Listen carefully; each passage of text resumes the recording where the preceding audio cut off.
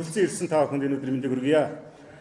Ардчилсан улс хурлын анхны зохицуулагч Санжаа Сүрэнгийн зориг хэмээх энэ үзэл санаагаа өнөөдөр хүртэл олон түмэндээ түгээж байгаа ардчилсан улс хурлын удирдагчийн бусдын гарт онц хэрцгийгээр зөв бусаар амиа алдсан энэ эмгэнэлт үйл явдал болоод 27 жил болж байгаа.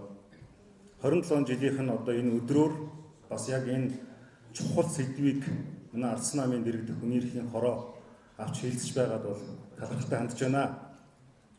Манай цогтоотор даргын ярианаас ярьсан түүхээс харахад бол 1990 оноос өмнөх хилэмдүүлэлт олон мянган иргэнэ хомруулан устгасан, үдэл санааг нь хавчин боомлсон, төрийн машин цус урсган ажиллаж байсан энэ түүхийг зогсоосон хүчин бол ардсан хувьсгал байсан.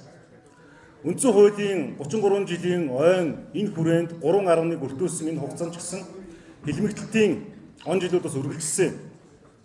Ялангуяа улс төрийн сонгуул болоход зориг агсны хэрэг байнга ашиглагдж ирсэн.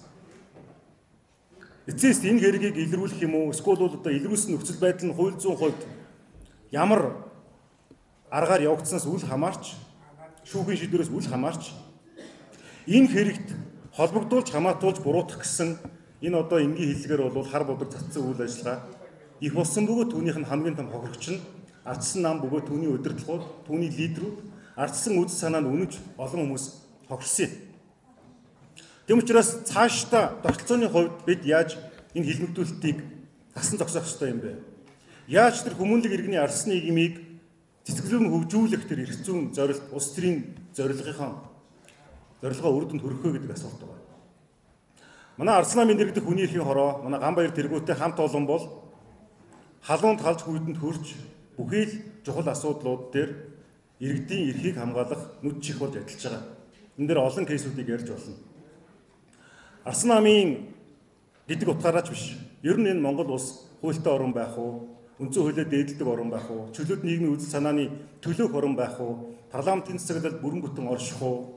Парламентод ёс өөрөө амьд халуунаараа байх уу гэдэг асуудал дээр ардсан намын дэргэдэх хүний эрхийн хороо хариуцлагатай ажиллаж байгаа. Улсын хурлын гишүүн Хишиг Дэмбэрлийн тэмүүлжингээр ахлуулсан нэг ажлын хэсэг хурал дээр ажиллаж байгаа. Энэ болохоор тогтолцооны гажуудлыг яаж засах уу? Хуульд байгаа хийдлүүдийг яаж зөвөр нөхөх үү гэсэн энэ асуудал дээр бол ажиллаж байгаа.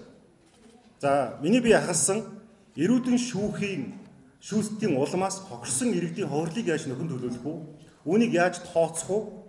Үүнийг яаж тогтоох уу гэсэн ажлын хэсэг байгаа. Хоёр дэд ажлын хэсэгтэй. Нэгэнд нь бол Ганбаяр тэргүүттэй хүмүүс байгаа.